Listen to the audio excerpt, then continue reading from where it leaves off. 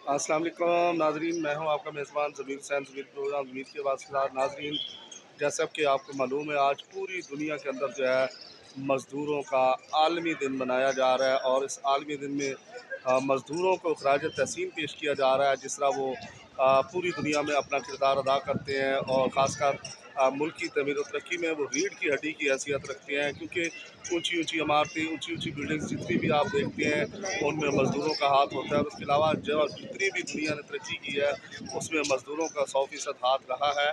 लेकिन अफसोसनाक जो मामला है कि आज मज़दूरों का दिन होने के बावजूद आज भी गरीब का बच्चा और मज़दूर का बच्चा रोडों पे आपको नज़र आता होगा कि वो मेहनत मजदूरी करते हुए अपना पेट पालने के लिए जो है वो खुश हैं। नाज़रीन, ये बच्चे जो स्कूलों में जाने चाहिए थे, जो मज़दूरों के बच्चे पढ़कर तरक्की करते हैं, वही मज़दूर के बच्चे आज भी है रोड पे जो है आपको नज़र आते हैं। तो कोई गुब्बारे बेच रहा है, तो कोई बच्चों के खिलौने। तो नाज़रीन, ये लम्हा फ़िक्रिया है हम सब के लिए कि कहा जाता है कि हमारे मुल्क में जो है वो इतने लोग मौजूद हैं जो एक दूसरे का हाथ पकड़े हैं तो गुर्बत ख़त्म हो सकती है। और वैसे भी पाकिस्तान पूरी दुनिया के अंदर जो है वो डोनेशन के हवाले से नंबर 1 पे है। हमेशा पाकिस्तानी लोग जो हैं वो एक दूसरे का बड़ा ख्याल करते हैं। और ईद के दिनों में आप देख लें कि बहुत सारी चीज़ें आपको देखते हुए जो है वो एहसास करते हुए नज़र आती हैं।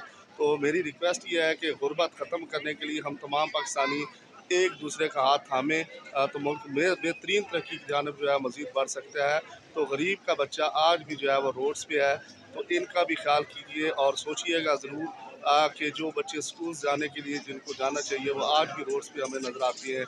और मज़दूर के हवाले से जो है वो पूरी दुनिया के अंदर आज का दिन मनाया जा रहा है, उनको खराज तहसीन पेश किया जा रहा है।